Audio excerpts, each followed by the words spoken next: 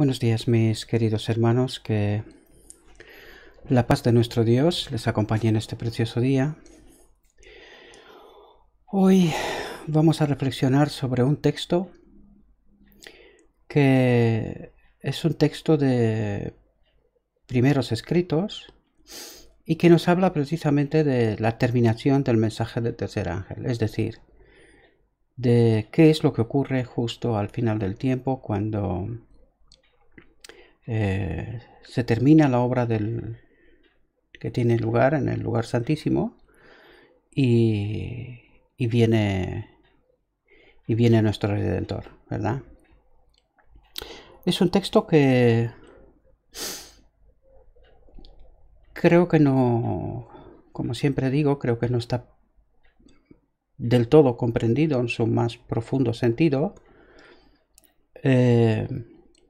Es un texto muy condensado, habla de muchas cosas en pocas palabras. Hoy vamos a intentar a ver qué es lo que podemos, el jugo que podemos sacar, ¿no?, de todo lo que nos transmite. Por supuesto que no vamos a hablar en detalles porque nos da para horas, muchas horas. Pero sí que vamos a intentar comprender en grandes líneas, ¿no?, el mensaje que quiere transmitir. Y precisamente eso es lo que pretendemos en el día de hoy.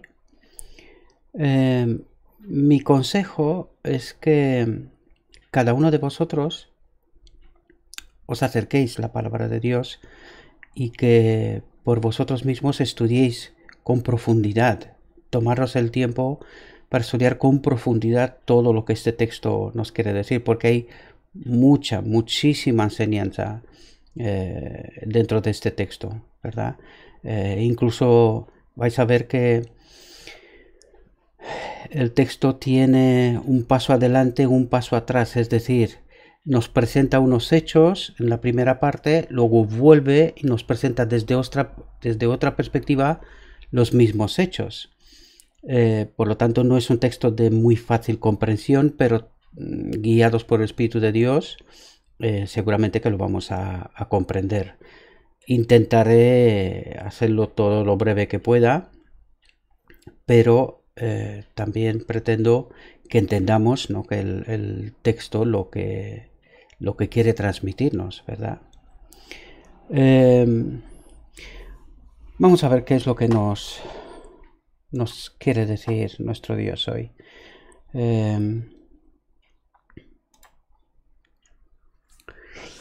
Fijaos, se me señaló la época en que terminaría el mensaje del tercer ángel.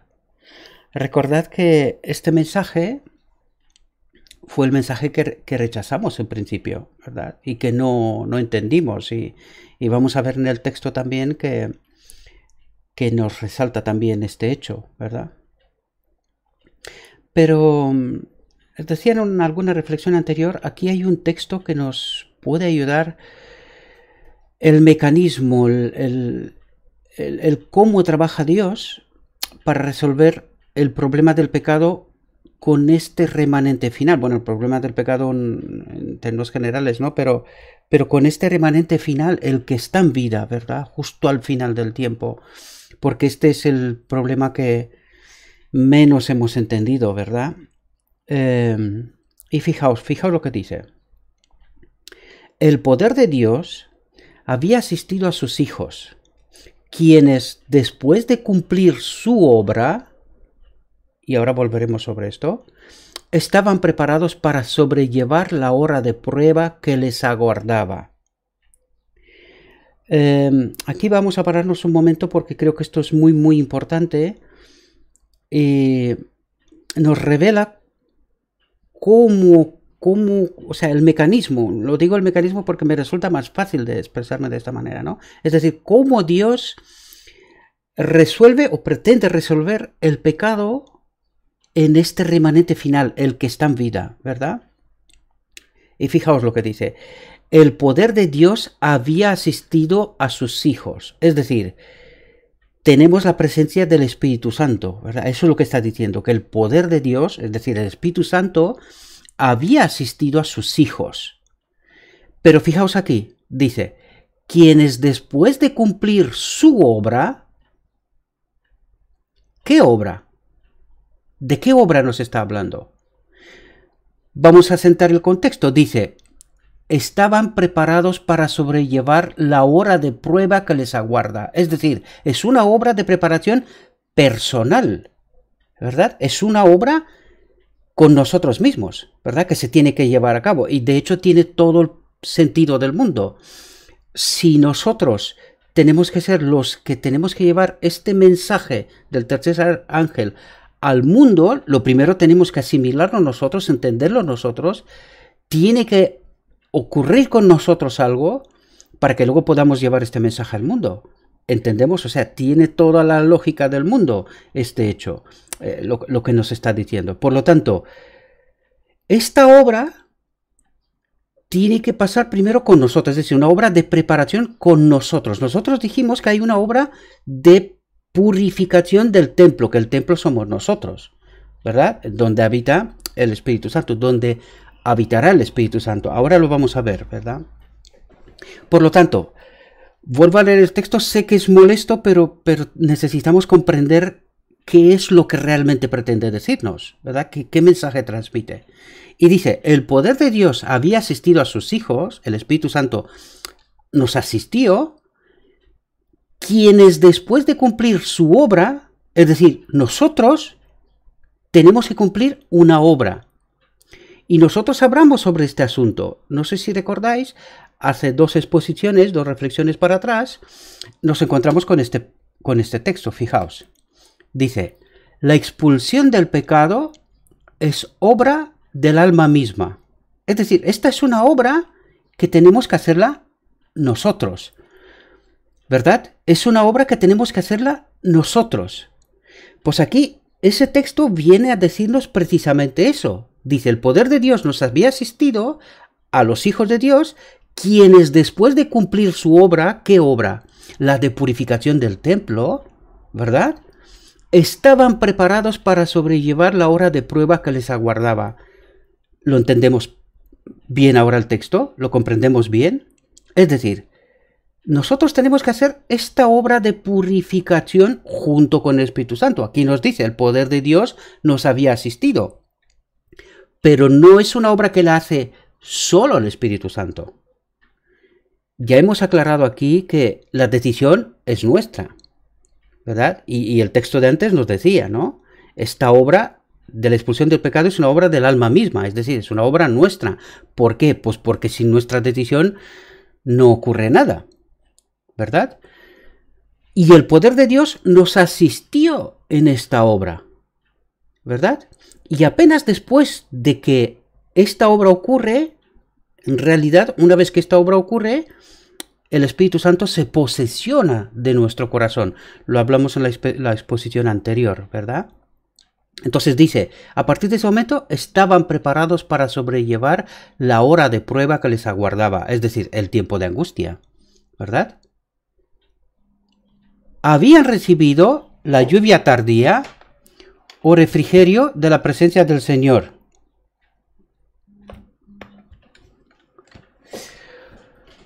Y se había reavivado el viviente testimonio.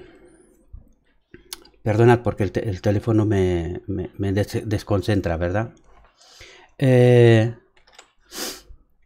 Estaban preparados para sobrellevar la hora de prueba que les aguardaba. Habían recibido la lluvia tardía. Es decir, la lluvia tardía es que el Espíritu Santo vuelve en su templo, ¿verdad? Se posesiona de nuestro corazón. Hemos leído y hemos estudiado este asunto también en otros textos y aquí lo volveremos a ver una vez más porque os lo he dicho que nos presenta, en ese texto nos da un paso para adelante, pero luego en la siguiente diapositiva sabes que da un paso atrás y vuelve a presentar de nuevo desde otra perspectiva este asunto, ¿verdad?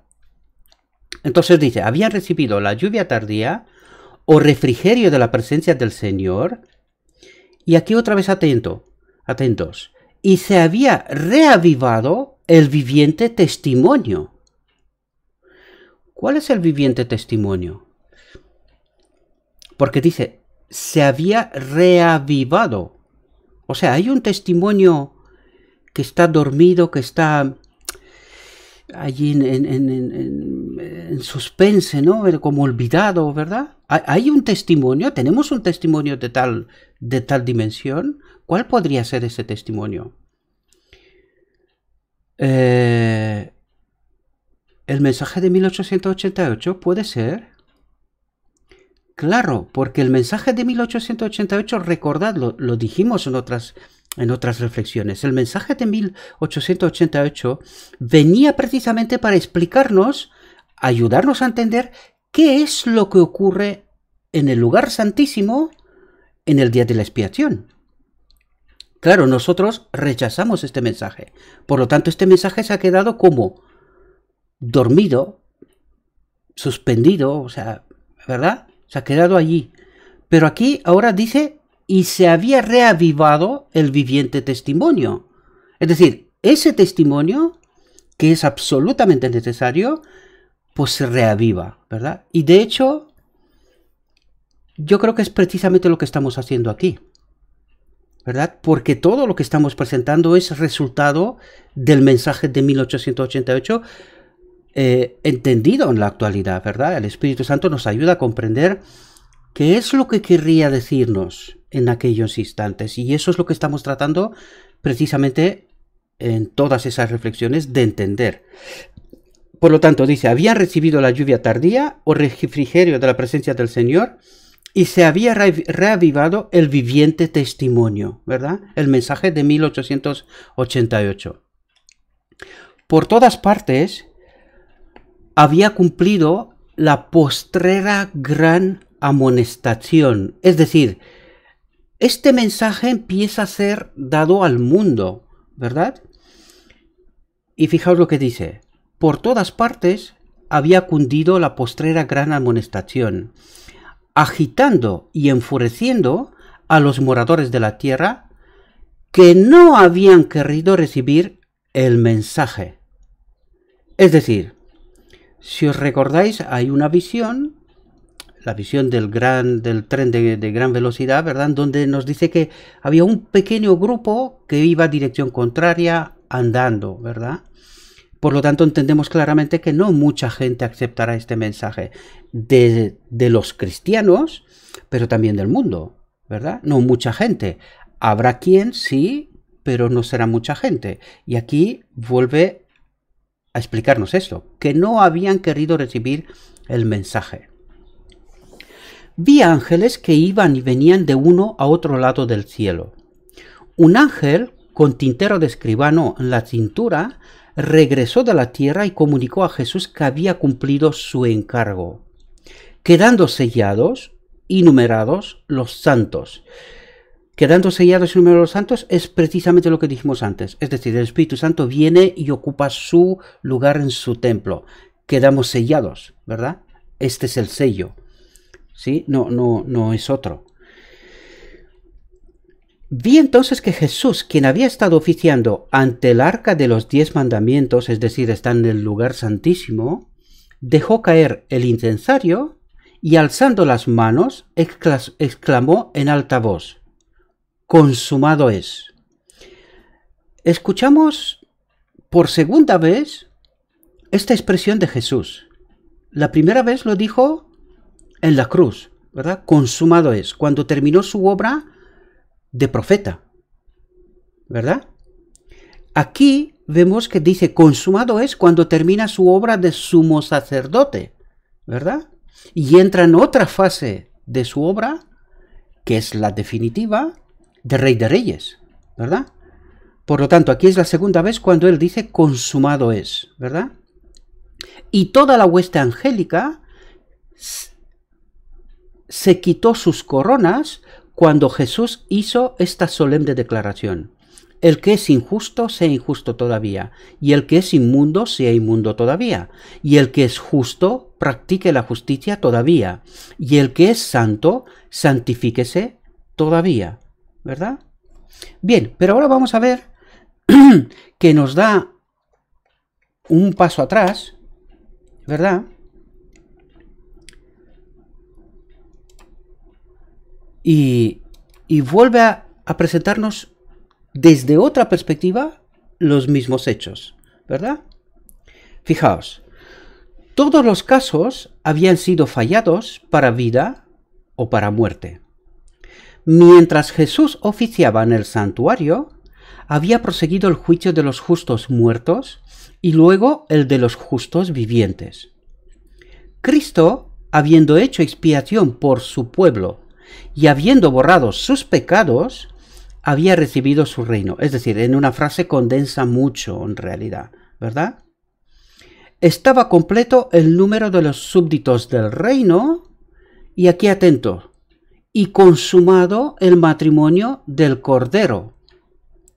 Recordad que nosotros estamos diciendo que el Apocalipsis 19, cuando nos habla de la boda del Cordero, del matrimonio, está hablando precisamente de esta última fase del final del gran día de la expiación, y en donde tiene lugar la boda del Cordero, ¿verdad?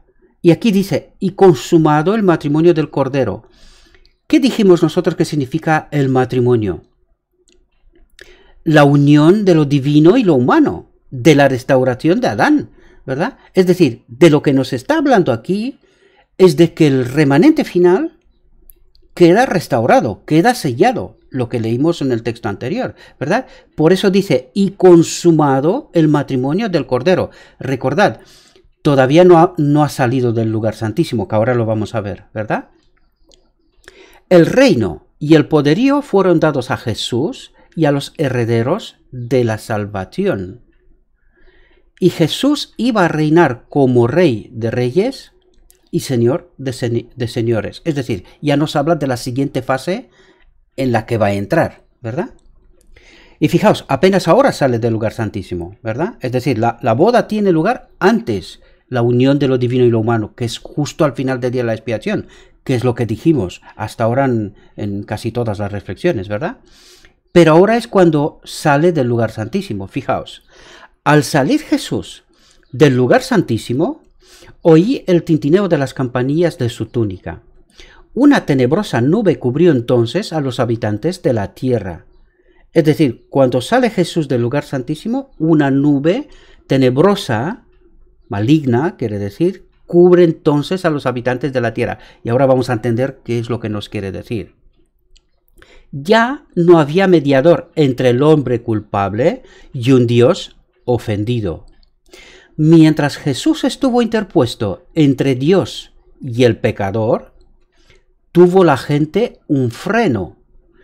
Este texto tiene mucha miga, o sea, vamos a intentar explicarlo, ¿verdad? Pero por eso os he pedido que os acerquéis y reflexionéis vosotros por vosotros mismos, no os quedéis con mi reflexión solamente, ¿verdad? Dice, mientras Jesús estuvo interpuesto entre Dios y el pecador, tuvo la gente un freno. Ahora lo entendemos de qué es lo que nos quiere decir.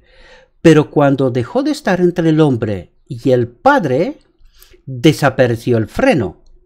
Y fijaos aquí lo que está diciendo. Y Satanás tuvo completo dominio sobre los finalmente impenitentes. Vamos a ver si entendemos esto. Es decir, mientras Jesús estaba en el lugar santísimo, interpuesto entre Dios y el pecador, eso es lo que quiere decir, mientras Jesús estaba haciendo esta obra de expiación, ¿verdad? La gente tuvo un freno. ¿Qué freno? Es decir, que Satanás, no tuvo un dominio completo sobre la humanidad. O sea, nosotros sabemos ahora mismo que él tiene el dominio sobre la humanidad, pero no el dominio completo. Eso es lo que nos quiere transmitir. Es decir, tuvo un freno. Es decir, él no tenía dominio sobre nuestra mente completo, ¿verdad? Sino solamente si nosotros elegimos colocarnos bajo su influencia. ¿Cómo? Desobedeciendo a Dios, ¿verdad? No colocarnos bajo la influencia del Espíritu Santo. Estas líneas son muy sutiles, por eso os he dicho que este texto no es fácil, requiere mucha explicación. Voy a intentar hacerlo breve, pero reflexionad más profundo sobre él, ¿verdad? Porque no es tan fácil, aquí hay muchas cosas que decir en realidad. Entonces dice, mientras Jesús estaba haciendo la obra de expiación, la gente tuvo un freno, es decir, El Satanás no tuvo una influencia completa sobre nosotros. ¿Por qué? Pues para que nosotros podamos elegir libremente. ¿Lo entendemos? Pero cuando dejó de estar entre el hombre y el Padre, es decir, cuando la obra de expiación se acabó, ya no había mediador, dice, desapareció el freno. Y ahora nos explica qué es lo que ocurre cuando el freno ya no está. Es decir, cuando Dios le permite a Satanás que haga con los impenitentes, ¿verdad? No con los santos, están sellados, ya no le puede hacer nada a ellos. A los santos, al remanente final, ya no puede hacerle nada. Aunque él lo intentará, ¿verdad? Pero no puede tocarlos. Pero fijaos lo que ocurre con los impenitentes. Dice, y Satanás tuvo completo dominio sobre los finalmente impenitentes. Es decir, ellos ya estaban bajo el completo dominio de Satanás y a partir de ese momento, vais a ver, se vuelven unos contra otros. Es decir, en esta obra del final del tiempo, nosotros dijimos que Dios no tiene, en realidad no tiene influencia, nuestro Dios no mata, sino que será Satanás el que hará todos estos males al final del tiempo, ¿verdad? Y como último, la presencia de Dios, pues la gloria de Dios, pues hará que los pecadores, los impenitentes, desaparezcan, ¿verdad? Pero esto no significa que los mata Dios, sino que debido a su decisión de separarse de Dios, en la presencia de Dios, pues desaparecen. Porque el pecado y Dios en el mismo sitio, esto no puede existir, ¿verdad? Fijaos, era imposible que fuesen derramadas las plagas mientras Jesús oficiase en el santuario. Es decir, nos va explicando un poquito lo que dijimos antes, ¿sí? Pero al terminar su obra allí y cesar su intercesión, nada detiene ya la ira de Dios que cae furiosamente sobre la desamparada cabeza del culpable pecador. Y aunque la formulación de la frase parece ser que es Dios el que hace las cosas, en realidad no es Dios. Y aquí yo incluso estuve pensando, digo, ¿estará hablando de Satanás como el Dios de esa tierra?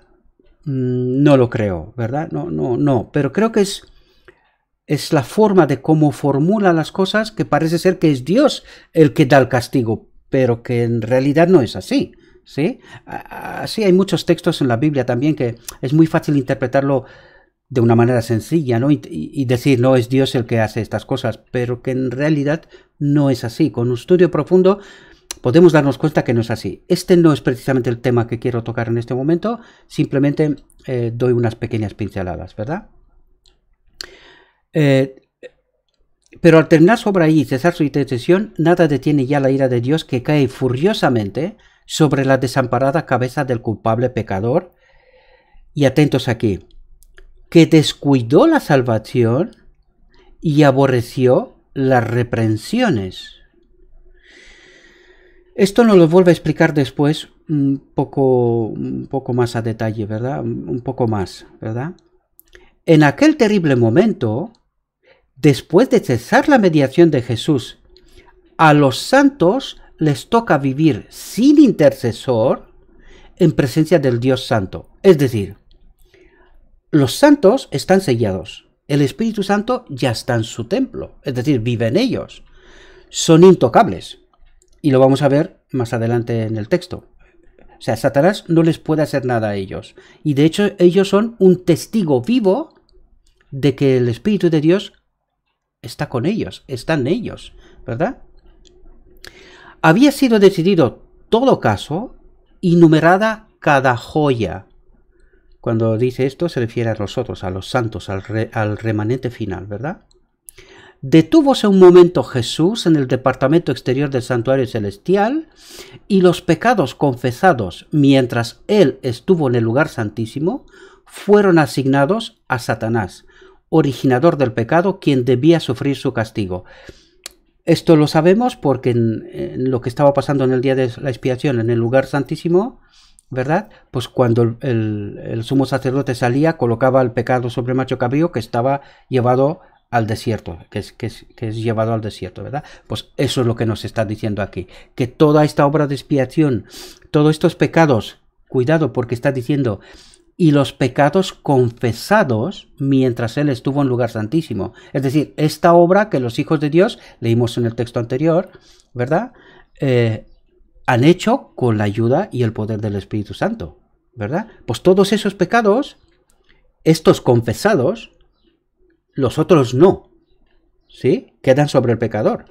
Pero los pecados confesados están llevados sobre Satanás, que es el originador, ¿no? ¿Verdad? El culpable en realidad, ¿verdad? Quien debía sufrir su castigo. Entonces vi que Jesús se despojaba de sus vestiduras sacerdotales y se revestía de sus más regias galas. Llevaba en la cabeza muchas coronas, una corona dentro de otra. Rodeado de la hueste angélica, dejó el cielo. Las plagas estaban cayendo sobre los moradores de la tierra. Algunos acusaban a Dios y le maldecían. Aquí debemos de ver de que en este proceso de que Jesús se cambia de ropa, ya empiezan las plagas. ¿Os dais cuenta? Por lo tanto, no es Jesús el que trae las plagas, sino que Satanás, por completo dominio, que tiene completo dominio, y los malvados que se llevan unos contra otros, pues Satanás está intentando matar a todo ser viviente. En realidad es eso lo que está ocurriendo, ¿verdad? Y fijaos aquí qué es lo que pasa con los santos. Fijaos, dice, otros acudían presurosos al pueblo de Dios en súplica de que les enseñase cómo escapar a los juicios divinos. Es decir, el mundo ya se da cuenta de quiénes son los hijos de Dios, ¿verdad? ¿Quién es el pueblo de Dios? Y ya lo dijimos en otras exposiciones. A partir de esto ellos tienen la ropa de gloria y harán la mayor obra sobre la tierra. Pero esto es un poco antes. Ahora ya nos está hablando, cuando Jesús ya sale del lugar santísimo, ya no hay más tiempo de gracia para nadie. Se acabó. Por lo tanto, ahora lo que nos está explicando es precisamente justo después de ese tiempo, cuando Jesús sale del lugar santísimo y está cambiándose de ropa, ¿verdad? Entonces estamos en este tiempo. Ahora mismo ya los santos no pueden hacer nada, ya no pueden hacer nada. Todo lo que tenían que hacer lo han hecho antes de este momento, antes de que Jesús salga del lugar santísimo, ¿verdad? Otros acudían presurosos al pueblo de Dios en súplica de que les enseñase cómo escapar a los juicios divinos. Pero aquí hay un pequeño detalle que os quiero comentar. Fijaos, la gente piensa y mucha gente de hecho, piensan que el propósito, nuestro propósito, es escapar de estos juicios divinos, ¿verdad? Que tenemos que buscar cómo ser salvos. Pero en realidad no entendemos que el remanente final no persigue esto. El remanente final lo que persigue es glorificar a Dios, porque ellos han entendido que la salvación ya está obrada para ellos. Ellos solamente tienen que aceptarla por fe, y por fe se hace esta obra de purificación también en ellos. Ellos entienden que esto es una obra que se lleva a cabo por fe, ¿comprendéis? Por lo tanto, ellos no buscan su propia salvación, sino que buscan glorificar a Dios. Por eso necesitan ser purificados, porque necesitan obedecer en perfecta armonía con el carácter de Dios. Pero no para ser salvos. Ellos saben que ya lo son, sino para glorificar a Dios. Entienden perfectamente esta obra final. La entienden perfectamente. Por lo tanto, fijaos lo que están buscando aquellos que no han aceptado a Dios. Fijaos, ellos buscan cómo escapar a los juicios divinos. Es decir, de manera egoísta piensan ellos. El remanente final no piensa en ellos. Piensan los demás y piensan glorificar a Dios. Es muy diferente. Es muy diferente. Y tenemos que entenderlo, porque ellos no pueden pensar egoístamente. Esto es pecado también. ¿Comprendéis? Sino que ellos piensan en proclamar este mensaje, en hacer al mundo entender qué es lo que tiene que pasar al final del tiempo. Y entienden que tienen que ser purificados para poder glorificar de esa manera a Dios. Entienden esta obra final de vindicar el nombre de Dios. ¿Comprendemos? Fijaos lo que dice aquí. Pero los santos no tenían nada para ellos, porque se había terminado el tiempo de gracia, ¿verdad? Había sido derramada la última lágrima en favor de los pecadores, ofrecida la última angustiosa oración, soportada la última carga y dado el postrer aviso. Es decir, toda esta obra ya lo han hecho antes, pero que no fue aceptada. Lo leímos antes, ¿verdad? La diapositiva anterior. Ellos no aceptaron este mensaje y cuando despertaron ya es tarde, ya lo vamos a ver enseguida, ¿verdad? Fijaos, la dulce voz de la misericordia ya no había de invitarlos. Yo estoy en la puerta y llamo, ¿verdad? El mensaje del Apocalipsis. Cuando los santos y el cielo entero se interesaban por la salvación de los pecadores, fijaos aquí, estos no habían tenido interés por sí mismos. ¿Entendéis? Se les ofreció escoger entre la vida y la muerte. Muchos deseaban la vida, pero no se esforzaron por obtenerla. Es decir, este dichoso mensaje de que Dios hará todo y nosotros no hay ninguna pelea que pelear, no hay nada que hacer, ¿verdad? ¿Os dais cuenta que es un falso mensaje? Lo astuto que es Satanás, ¿verdad? Como nos está colocando una especie de salvación sencilla, que nosotros simplemente tenemos que tirar para adelante y no hay problema, somos salvos. Esto es un engaño, mis queridos hermanos, y lo vamos a ver porque todavía no hemos acabado, ¿sí? Muchos deseaban la vida, pero no se esforzaron por obtenerla. No escogieron la vida. Y ya no había sangre expiatoria para purificar a los culpables, ni salvador compasivo que abogase por ellos. Es decir, que sea como representante, ¿verdad? Pero no sustituto. O sea, mediación o mediador o abogado no es sustituto, es representante, que es diferente y la obra es diferente. Y tenemos que entenderla, mis queridos hermanos. Ni salvador compasivo que abogase por ellos y exclamase, perdona, perdona al pecador durante algún tiempo todavía. Se acabó, ya no hay más tiempo de gracia. Todo el cielo se había unido a Jesús al oír las terribles palabras. Hecho está, consumado es. El plan de salvación estaba cumplido, pero pocos habían querido aceptarlo. Ay, mis queridos hermanos. Y al callar la dulce voz de la misericordia, fijaos lo que pasa con ellos. Fijaos lo que ocurre cuando, o sea, lo que significa cuando estamos separados de Dios y bajo dominio completo de Satanás. Ahora nos está diciendo, fijaos, dice, pero pocos habían querido aceptarlo. Y al callar la dulce voz de la misericordia, el miedo y el horror invadieron a los malvados.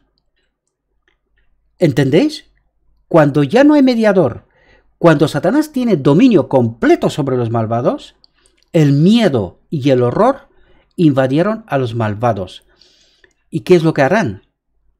Se matarán entre ellos, queridos hermanos. Si Dios no nos protege, moriremos. O sea, esa es la ley de la muerte, de la separación de Dios. Eso es lo que ocurre. Con terrible claridad, oyeron estas palabras. Demasiado tarde. Demasiado tarde. Mis queridos hermanos, oro para que despertemos, para que no tengamos esta experiencia. Mucha gente piensa que estar en la iglesia, y lo vamos a ver todavía en este texto, como he dicho, no se ha acabado. Mucha gente piensa que por estar en la iglesia están bajo protección, que están protegidos, que están salvos. Queridos, hay una obra que hacer. Hay que purificar el templo, hay que glorificar a Dios. Si no entendemos bien este mensaje del tercer ángel, no estamos protegidos. Y no es porque lo digo yo, os vuelvo a invitar una vez más, por favor, entiendan muy bien lo que está pasando al final del tiempo. No es broma, no es broma. Quienes habían menospreciado la palabra de Dios, ¿qué dice? Leyendo así entre palabras, ¿verdad? Dice, quienes habían menospreciado la palabra de Dios, menospreciado quiere decir que no le era desconocida, ¿verdad? Sino que la conocían. Entonces, ¿esta gente serán cristianos o no serán? ¿Qué pensáis? Esta gente es gente de la iglesia, queridos, pero que no se han acercado a la palabra de Dios, la han menospreciado, ¿verdad? Aceptando un mensaje de tranquilidad, de paz, de que no te preocupes, eres salvo, tú has aceptado a Cristo y ya está, ¿verdad? Pues de eso nos está hablando, mis queridos hermanos. Quienes habían menospreciado la palabra de Dios, corrían azorrados de un lado a otro, errantes de mar a mar y de norte a oriente, en busca de la palabra del Señor. Dijo el ángel, no la hallarán. Hay hambre en la tierra. Y fijaos aquí un pequeño detalle. Dice, no hambre de pan, ni sed de agua. Es decir, que pan y agua habrá. ¿Sí? Porque no nos resalta, no es esa la falta que hay, sino que es falta de palabra de Dios. Este es el hambre. Pero en realidad, ya lo leímos antes, es un hambre egoísta de ser salvo. ¿Verdad? Y eso demuestra que no han entendido esta obra final. ¿Entendemos? Dice, no la hallarán. Hay hambre en la tierra. No hambre de pan, ni sed de agua, sino de oír las palabras del Señor. Que no dieran por oír una palabra de aprobación de parte de Dios. Pero no. Han de seguir hambrientos y sedientos. Y fijaos aquí, mis queridos hermanos, fijaos, porque dijimos que esta gente son cristianos, gente que está en la iglesia, ¿verdad? Fijaos lo que dice aquí. Día tras día descuidaron la salvación, estimando en más las riquezas y placeres de la tierra que los tesoros y alicientes del cielo. Rechazaron a Jesús y menospreciaron a sus santos. Y ahora veremos quiénes son estos santos. Ahora veremos, enseguida. ¿Sí? Pero fijaos, ¿qué es lo que hicieron en realidad? Porque parece ser que no es una cosa mala. En el fondo no es una cosa mala. Pero fijaos el detalle, la sutileza del asunto, ¿verdad? Dice, día tras día descuidaron la salvación. Descuidaron esta obra que tenían que hacer, ¿verdad? Y dice, estimando en más las riquezas y placeres de la tierra. Uf, ¿qué habrá detrás de estas palabras? ¿Qué quiere decir aquí? ¿Será que desde que despertamos por la mañana y hasta que volvemos a la cama por la noche, estamos más preocupados por nuestras necesidades diarias, ¿verdad? Dice las riquezas y placeres de la tierra. Estamos buscando pasarlo bien, ¿no? En realidad. ¿Es esto malo en el fondo? No.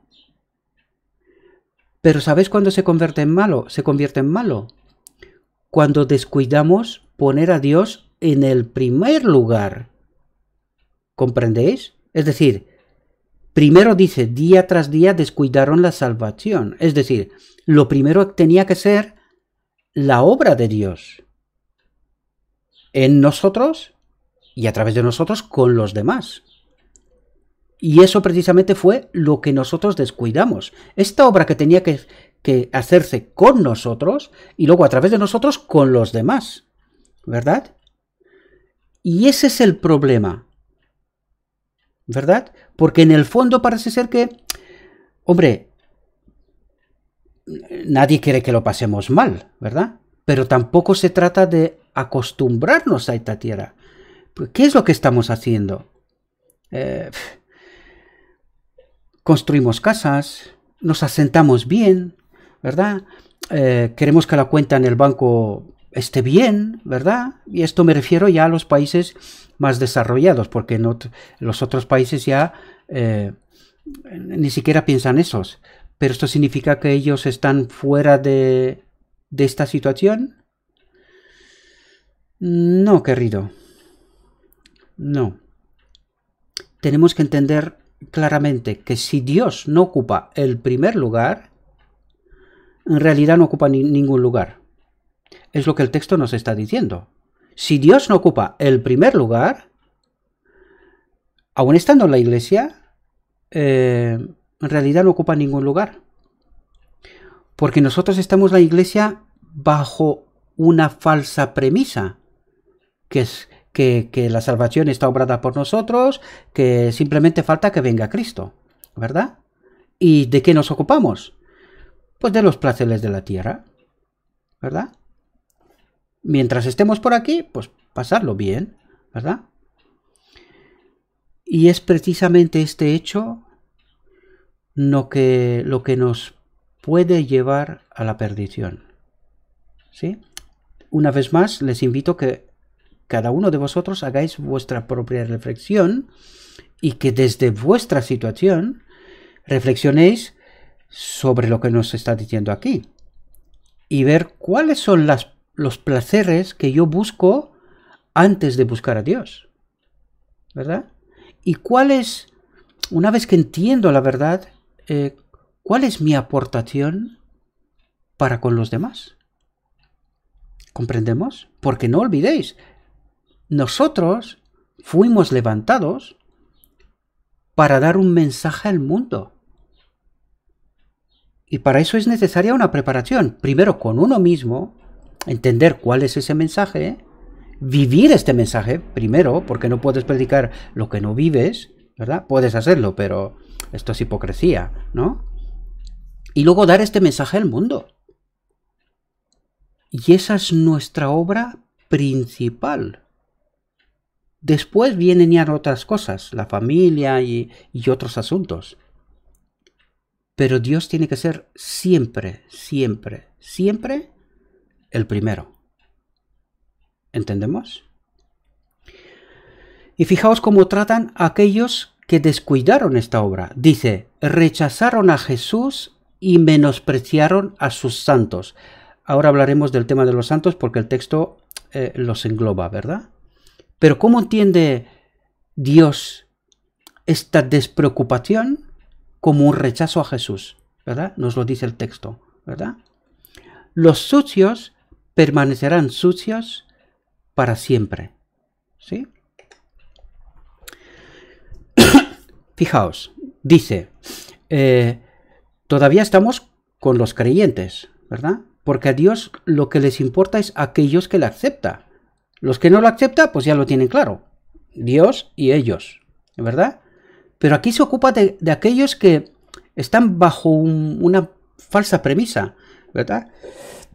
Que ellos son salvos y que no hay problema, ¿verdad? Han aceptado a Cristo y que están bien. Fijaos lo que dice.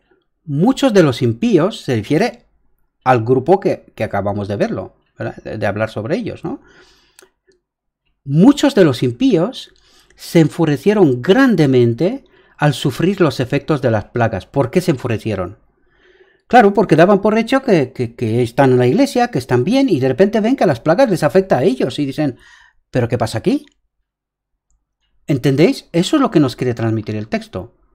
Fijaos, fijaos. Dice, ofrecían un espectáculo de terrible agonía. ¿Os dais cuenta, mis queridos hermanos, que mucha gente cuando se despertará y se dará cuenta que ha sido engañada, Fijaos lo que dice, ofrecían un espectáculo de terrible agonía. Uf. O sea, me cuesta hasta pensarlo, mis queridos hermanos. Me cuesta hasta pensarlo. Fijaos lo que dice. Los padres recriminaban amargamente a sus hijos y los hijos a sus padres, los hermanos a sus hermanas y las hermanas a sus hermanos. Por todas partes se oían llantos y gritos como estos. Atentos. Tú me impediste recibir la verdad que me hubiera salvado de esta terrible hora. ¿Entendéis, queridos? Está hablando de gente que supuestamente ha aceptado a Cristo. De esta gente estamos hablando aquí, no de otra gente. Tú me impediste recibir la verdad que me hubiera salvado de esta terrible hora. Y ahora vamos a entender de por qué dirían esto estando en la iglesia. Ahora lo vamos a ver. La gente se volvía contra sus ministros con acerbo odio y los reconvenía diciendo: vosotros no nos advertisteis. Nos dijisteis que el mundo entero se iba a convertir y clamasteis: paz, paz, para disipar nuestros temores. Y aquí me paro un momento, mis queridos hermanos, porque aquí estoy hablando de experiencia personal, queridos. Esto lo he escuchado yo. Para que los hermanos en la iglesia no se agiten, que no le pase algo, ¿verdad? Que no haya agitación y que la gente empiece a preguntar y tal. La gente, no, tranquilo, paz.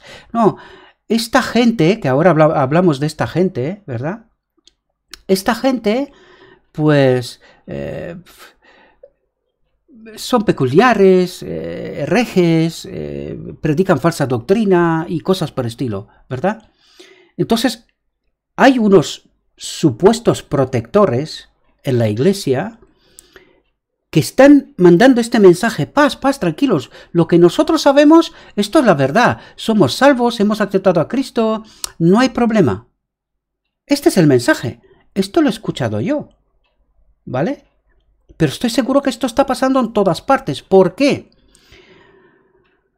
Hay que entender muy bien cuál es el espíritu que está detrás. ¿Comprendéis? El Espíritu de Dios no te puede decir paz, paz cuando estamos en pleno conflicto universal. Cristo mismo dijo: he venido a traer la guerra, no la paz. Por lo tanto, ¿qué espíritu es ese que te está diciendo paz, paz cuando estás en plena guerra? Imagínate que eres un soldado en campo de lucha y el general viene y te dice: no, vosotros tranquilos, que aquí no pasa nada, mientras caen las bombas una detrás de otra. ¿Qué general es ese? ¿Lo entendéis? Por lo tanto, el Espíritu de Dios no te puede decir paz, ni te puede decir tranquilo, mientras estamos en plena guerra. ¿Comprendemos? Por eso os digo vez tras vez, por favor, reflexionad. No querréis llegar a este momento en una condición que no os conviene y que no nos conviene, ¿verdad?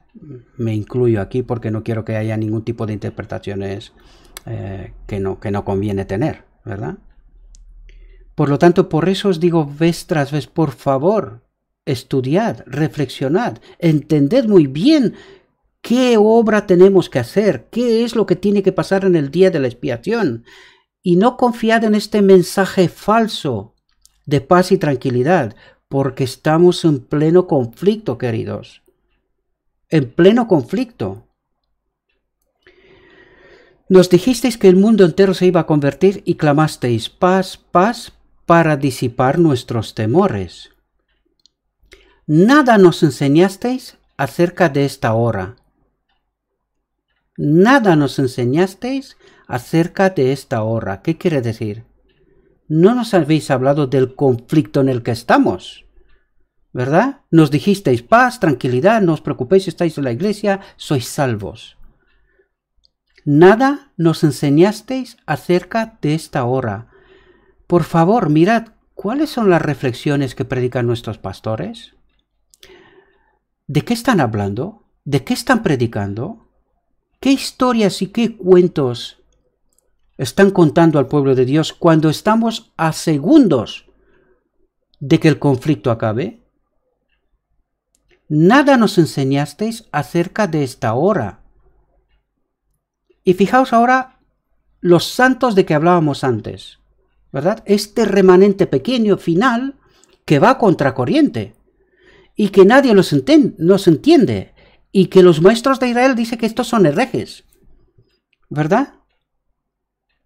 Y a los que nos precavían contra ella, los tildabais de fanáticos y malignos que querrían arruinarnos. ¿Entendéis, mis queridos hermanos? Pero cuando lees entre palabras, ¿quiénes son estos que son parte de este pequeño grupo? ¿Qué tipo de gente son? Fijaos, dice, y a los que nos precavían contra ellos, es decir, gente que alzaban la voz y decían, cuidado, cuidado, ¿verdad? Cuidado con el mensaje que recibís, cuidado con no entender la obra que se tiene que hacer, cuidado. Es decir, esta gente levantaban la voz y dice, y los maestros de Israel, dice, los tildabais de fanáticos y malignos que querrían arruinarnos. Es decir, esta gente es marginalizada, excluida, en fin, apartada de alguna manera. Por lo tanto, esta gente no está en realidad entre los que están bien vistos, en sitios bien colocados. No creo que nos está hablando de esto el texto, ¿verdad? No quiero establecer yo principios y doctrinas, no. Pero os invito a que vosotros mismos reflexionéis, ¿verdad? Os invito a que reflexionéis y pensad, ¿quiénes son esta gente en realidad? Habrá falsos maestros también y falsos mensajeros, por supuesto que sí.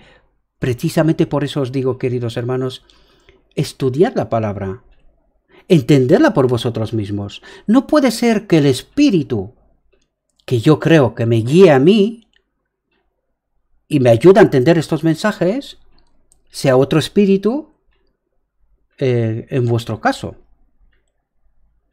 ¿verdad? Este mensaje debemos de entenderlo todos, al menos este pequeño grupo lo tiene claro. ¿Comprendéis? Por eso, vez tras vez, mis queridos, os invito a reflexionar. Lo primero, estudiad y no confiad en nadie, en nadie. Cuando digo nadie, es nadie. Lo único que se puede confiar es la palabra de Dios, en lo escrito está. Esta es la única confianza y plena confianza que podemos y debemos de tener en ningún hombre. Pero para eso es necesario estudiar uno por sí mismo. Ahora, lo he dicho en otras ocasiones y lo vuelvo a decir.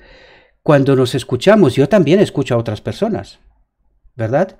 Porque necesitamos entender distintas perspectivas, distintas maneras de entender lo escrito está, ¿verdad?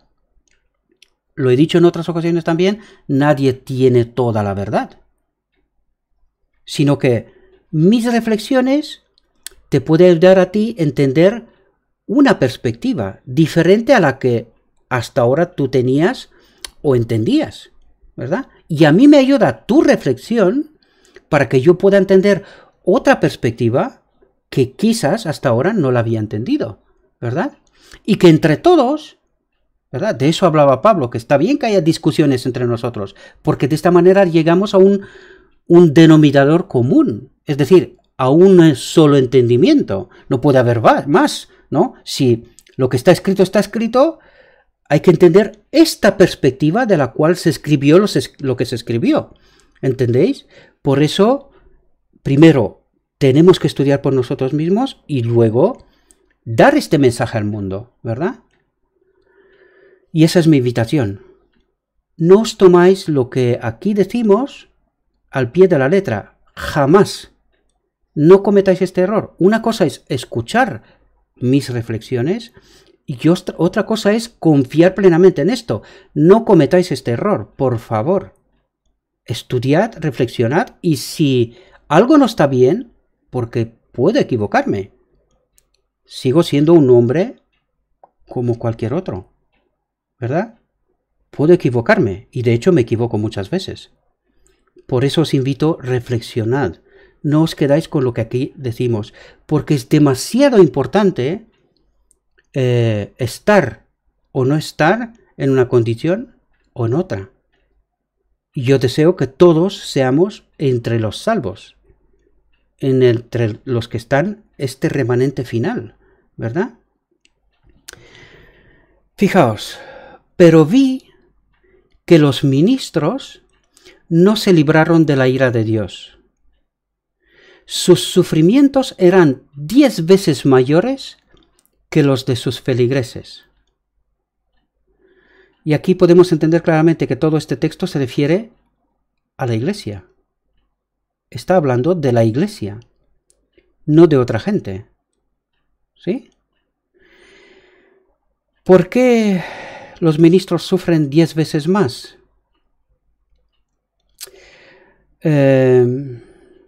Habría mucho que hablar sobre esto, de verdad, y casi prefiero que seáis vosotros que pensáis, ¿verdad? Pero está claro que cada hombre está intentando defender lo suyo. Y a veces eso de ser, o sea, esa vida de ministro a veces está malentendida, ¿verdad?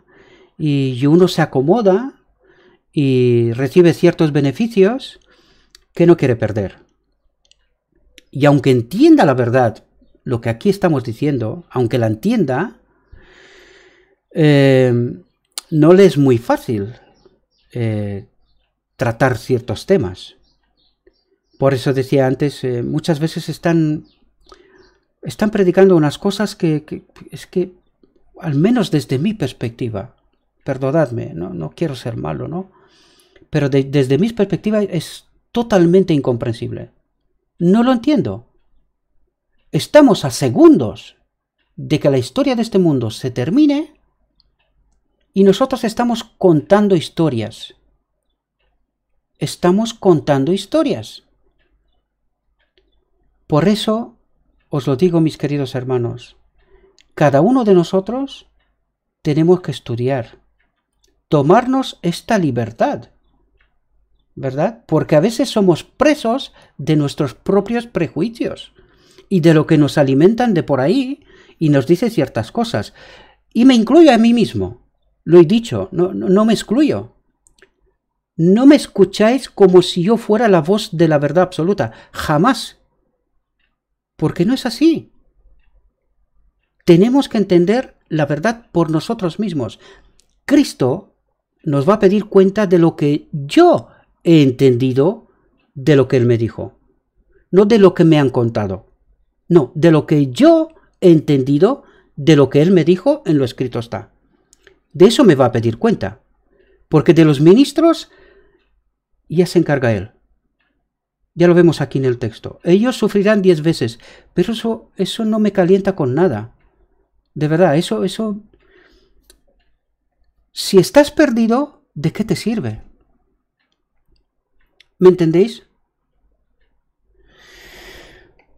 Bueno, espero, mis queridos hermanos, que esta reflexión os haya ayudado. Os pido encarecidamente que os paráis a reflexionar sobre ella. Hay muchas cosas que entender, ¿verdad? Es muy profunda la reflexión y habría que estudiar todavía más cosas para poder entender con mayor profundidad todo lo que aquí nos quiere transmitir con este texto, ¿verdad? Pero le pido a Dios que nos mande su Espíritu Santo, para que nos ilumine, que nos capacite, queridos hermanos, porque Mucha gente está en la iglesia y Dios preocupada. Recibe un mensaje que no es el mensaje correcto. ¿Entendéis? Y no quiero, no deseo, ni para mí ni para nadie más, nadie. Cuando digo nadie, englobo a todos, maestros, a todo el mundo, porque todos somos engañados. Es verdad, porque nosotros entendemos o tomamos decisiones que no son muy acertadas, pero todos somos engañados, ¿verdad? Ahora la idea es, ¿persistimos en el engaño o tomamos otro tipo de decisiones? ¿Verdad? Por lo tanto, espero que todos seamos capaces de comprender este mensaje y que una vez que entendemos la obra que tiene que tener lugar con y en nosotros, seamos capaces también, yo sé que es un acto de valentía, ¿verdad? Otro día alguien me mandaba un mensaje y me decía que me expreso mal, y yo os pido perdón, de verdad. Yo soy rumano de origen, entonces está claro que mi gramática no es correcta, mi forma de expresar no es la de una persona que habla el español, ¿verdad? Es nativa. Lo siento mucho, pero tuve que elegir entre ¿qué hago con este mensaje que he recibido? Porque me expreso mal, ¿me lo guardo? ¿Sí?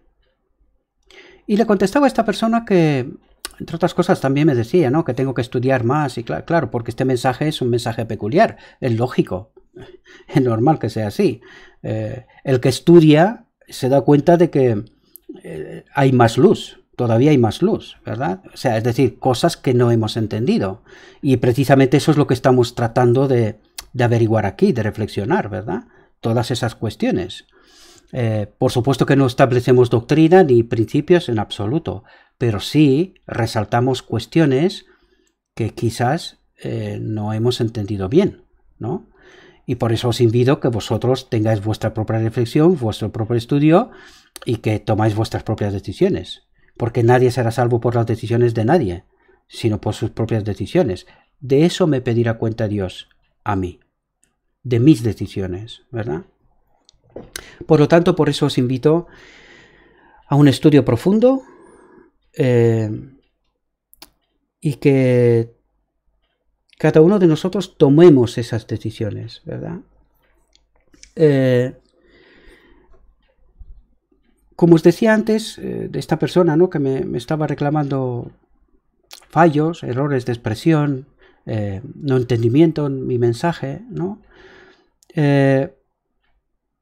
Yo le contesté, yo soy absolutamente consciente, me doy cuenta, ¿no?, que es todo un acto de valentía, y esto es permitirme la falta de humildad, ¿no? Pero en realidad es lo que es todo un acto de valentía salir a hablar en un idioma que no es tu idioma y sobre todo decir todo lo que aquí tratamos de reflexionar, ¿verdad? De decir. Pero ¿cuál es la decisión correcta?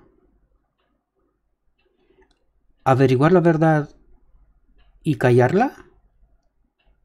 Recordad, lo hemos dicho y hay textos, hemos tratado algunas reflexiones aquí, que no podemos guardarnos la verdad para nosotros. ¿Por qué? Pues por la sencilla razón que si entendemos que somos el remanente final tiene un mensaje para el mundo. Por lo tanto, no puedes averiguar la verdad y callártela, porque te puedes perder la salvación. ¿Lo entendéis? Es decir, nosotros rechazamos a Jesús con una acción así, porque en realidad he sido escogido para dar un mensaje al mundo. Y esa es nuestra misión. Cada uno lo hará a su manera, ¿verdad? A mí me resultó esta. ¿No creéis que no me han cuestionado mis amigos, mis hermanos, incluso en mi propia casa? En muchas ocasiones he estado hablando con mi esposa, ¿no? Y hablando sobre estos asuntos. Pero aunque el camino es espinoso, es dificultoso, ¿verdad? Es difícil. Hay que recorrerlo. Hay que recorrerlo. Solo hay dos caminos. El camino en donde va el pequeño grupo por el campo, un camino que no es fácil, o el camino fácil en ese tren de gran velocidad, de lujo, donde todo está perfecto, pero que al final de este camino es la muerte. Por lo tanto, yo escogí el camino difícil. Y os recomiendo que hagáis lo mismo, ¿verdad? No es fácil transmitir este mensaje, ya habéis visto, el mundo lo va a rechazar. Gran parte del mundo no lo van a entender, pero aún así, tenemos que predicar este mensaje, vivirlo y predicarlo. Os deseo, mis queridos hermanos, que el Espíritu Santo os acompañe en vuestro estudio personal.